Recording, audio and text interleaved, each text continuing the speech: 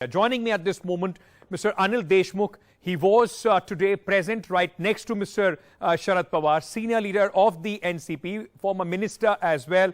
Deshmukh sahab, बहुत-बहुत शुक्रिया. Thank you so much for joining us here on NDTV. I want to start by asking you, sir. सबसे पहले मैं आपसे यही पूछना चाहता हूं. आज अजीत पवार ने बोला कि आप 83 इयर्स के हो गए हैं, रुकेंगे कब? क्या जवाब है सर इसका? देखिए, इतने साल से शरद पवार साहब राजनीति कर रहे हैं.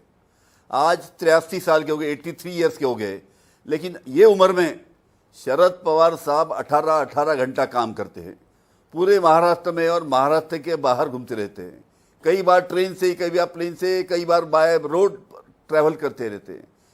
उम्र उनकी हो गई है पवार साहब की, लेकिन ना शेर कभी बूढ़ा नहीं होता. आज भी पवार साहब ये उम्र में जिस हिसाब से काम करते हैं, पार्टी में सबसे ज़्यादा काम करने वाला कोई नेता होगा तो वो शरद पवार साहब है.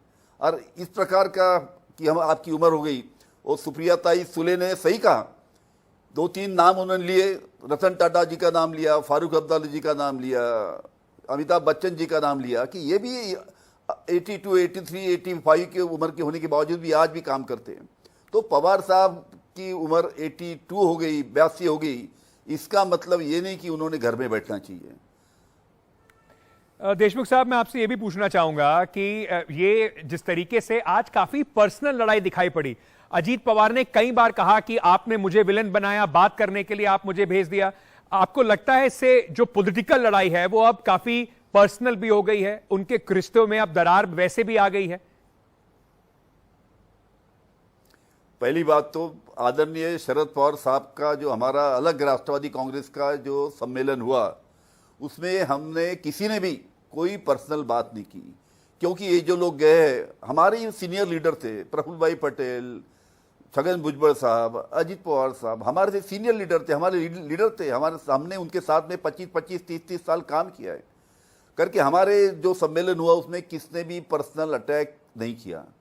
लेकिन आपके जरिए से जो मुझे मालूम पड़ रहा है अभी कि जिस प्रकार का पवार साहब के ऊपर बोला गया, आज मुझे बताइए, उम्र के बारे में बात करते हैं. आज उनका जो सम्मेलन हुआ प्रफुल्ल भाई पटेल और अजीत पवार साहब का, जो स्टेज पे जो होर्डिंग लगा हुआ था पीछे में, उसमें पवार साहब का फोटो. मतलब पवार साहब की इधर उम्र होगी बोलते आप, और उधर पवार साहब के छवि के बिगैर आपका चलता नहीं. जो पूरे मुंबई में आज होर्डिंग लगे हुए उन लोगों के, उसमें भी हर एक होर्डिंग पे पवार साहब का फोटो है. भाई, पवार साहब के बिना पवार साहब के उनकी पार्टी चल नहीं सकती, ये हकीकत है.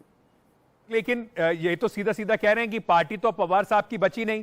30 तारीख को, 2 तारीख को उन्होंने शपथ लिया, 30 तारीख को ही एक चिट्ठी इन्होंने इलेक्शन कमीशन को भेजा अजीत पवार कैंप ने, जिसमें उन्होंने कहा कि शरद पवार हमारे जो प्रेसिडेंट है, पार्टी प्रेसिडेंट भी नहीं है. एग्जीक्यूटिव ने तय कर लिया है that he is no longer the party president. Ajit Pawar अब पार्टी प्रेसिडेंट होंगे.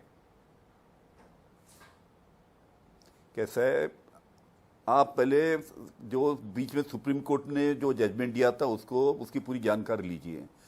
हमारे पार्टी के पास ही हमारा जो सिंबल है वो हमारे पार्टी के पास नहीं रहेगा, और हमारी पार्टी भी हमारे आदरणीय शरद पवार साहब के पास में ही रहेंगी. ये जो सुप्रीम कोर्ट जजमेंट है उसके हिसाब से पार्टी को, हमारे सिंबल को कोई भी तकलीफ नहीं, और हमारे पार्टी भी हमारे साथ में रहेंगी. हाँ, उनको अपने पार्टी के बारे में क्या करना है, या किससे मर्ज करना है, या दूसरी पार्टी फॉर्म करना है, उनकी सोच है.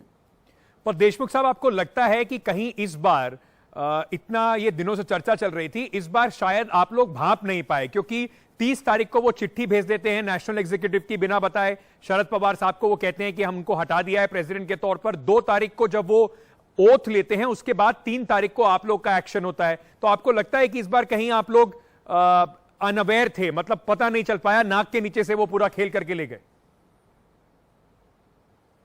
ऐसी बिल्कुल बात नहीं है. पवार साहब को इसकी भनक लग गई थी कि कुछ तो भी इनकी मूवमेंट चालू है. विधायक लोगों की जब उन्होंने मीटिंग बुलाई थी, उसी टाइम मालूम पड़ गया था कि इनकी कुछ तो भी अलग दिशा में उनके बारे में अलग दिशा में जाने का सोच रहे. पवार साहब की इसकी भनक लग गई थी, और करके पवार साहब ने हमारे पार्टी के जो भी जिला के अध्यक्ष है, जो पदाधिकारी, उनसे बात किया. आज आपने देखा होगा, आज जो हमारा सम्मेलन हुआ उसमें हमारे डिस्ट्रिक्ट पार्टी के सभी ज़्यादा से ज़्यादा पदाधिकारी हमारे पार्टी के हमारे सम्मेलन में थे. हजारों की तादाद में हमारे सम्मेलन में हमारे पार्टी के कार्यकर्ता हर एक डिस्ट्रिक्ट से और राज्य के बाहर से भी यहाँ पे आए थे जी। और आपको ये भी बात बताऊं, जब भी पवार साहब बाहर निकलेंगे और हर एक डिस्ट्रिक्ट का दौरा करेंगे तो उस टाइम जिस प्रकार का सपोर्ट पवार साहब को मिलेगा, आप देखना हर एक डिस्ट्रिक्ट में भीड़ उमड़ के आएंगी वहां पे बड़ी तादाद में। सर लेकिन अभी हाल ही में कितने हाल ही में एमएलए 2 अभी दिन आपके साथ हैं? आज 14 कुछ लोग कह रहे हैं, कुछ लोग 15 एमएलए कह रहे हैं। कितने एमएलए अभी आपके साथ में हैं? क्योंकि अजीत पवार का फैक्शन कहता है 40 से ऊपर एमएलए का सपोर्ट है उनके पास। एक बात समझ लीजिए, पहले अभी चुनाव को, असेंबली चुनाव को 10-11 महीना बाकी है। अभी एमएलएस का नंबर मायना नहीं रखता। अभी मायना रखता है कि आपके पास में कितने बड़ी तादाद में पार्टी के वर्कर हर एक डिस्ट्रिक्ट में, हर एक तालुका में। अभी तो चुनाव को सामने जाना है और उसमें मालूम पड़ेगा कि असली ताकत कौन से पार्टी की है। आप 2024 में देख लीजिए कि बड़ी तादाद में राष्ट्रवादी कांग्रेस जो पवार साहब के नेतृत्व में चलेगी या चल रही है, उसके ज्यादा से ज्यादा विधायक पूरे महाराष्ट्र में चुन के आएंगे और महाराष्ट्र के बाहर भी जो स्टेट में चुनाव लड़ेंगे वहां भी चुन के आएंगे। अनिल देशमुख साहब, ये आज शरद पवार साहब ने बात कही, ईडी के केसेस हैं कई नेताओं पर, जो इस वक्त अजीत पवार के ऊपर खुद भी ईडी के केसेस हैं, उनके ऊपर जांच भी चल रही है, केस आपके ऊपर भी था, तो क्या दबाव आपके ऊपर भी था पार्टी छोड़ के जाने का?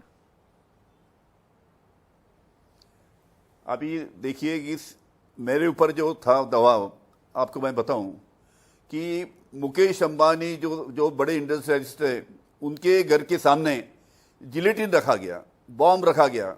उसके बाद में जिसने जिलेटिन रखा था और जिसके गाड़ी में, जिसके स्कॉर्पियो में जिलेटिन रखा था, वो मनसुख हिरेन, उसकी भी हत्या हुई 8 दिन के बाद में। तो ये जिलेटिन रखने का, मुकेश अंबानी जी के घर के सामने का इंसिडेंस और 8 दिन के बाद मनसुख हिरेन की हत्या होने का इंसिडेंस, ये दोनों इंसिडेंस में मास्टरमाइंड जो थे, ये जिन्होंने करवाया था, आपको ताज्जुब लगेगा, इसके मास्टरमाइंड सही मायने में मुंबई के उस टाइम के पुलिस कमिश्नर परमवीर सिंह थे। परमवीर सिंह ने पुलिस कमिश्नर होते हुए एक्सप्लोजिव रखा मुकेश अंबानी के घर के सामने। उनका पूरा जो मनसुख हिरेन की हत्या है, सब चीज के मास्टरमाइंड परमवीर थे।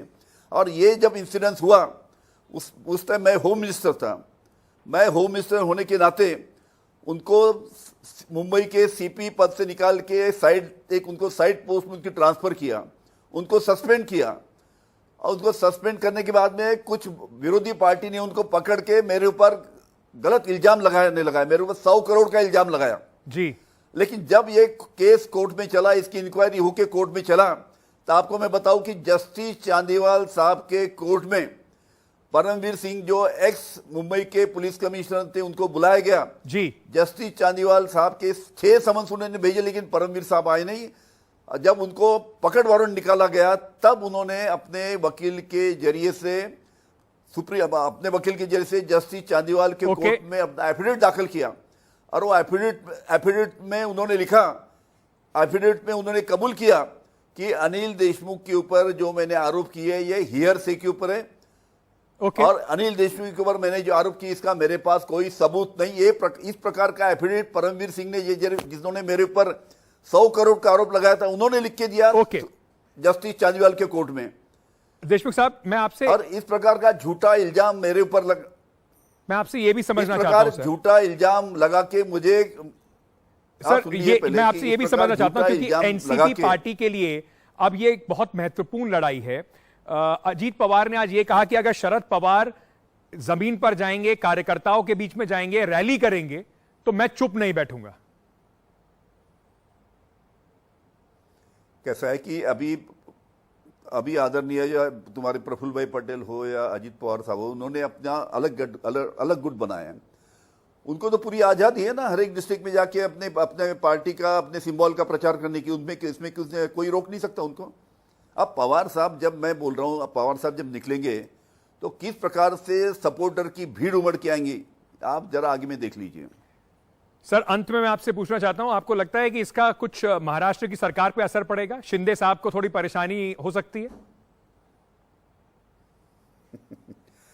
आपको पता है कि शिंदे साहब जो शिवसेना से बगावत करके बीजेपी के पास गए, जी। तो यही वजह देखी गई कि अजीत पवार साहब ने हमको सपोर्ट नहीं किया, हमको लेके नहीं चले, और अजीत पवार साहब की वजह से हम शिवसेना, जो उद्धव जी की शिवसेना छोड़ के हम बीजेपी के साथ जा रहे हैं। जी। अभी वही अजीत पवार साहब वहां पे चले गए तो एकनाथ शिंदे की क्या हालत होगी आप देख लीजिए।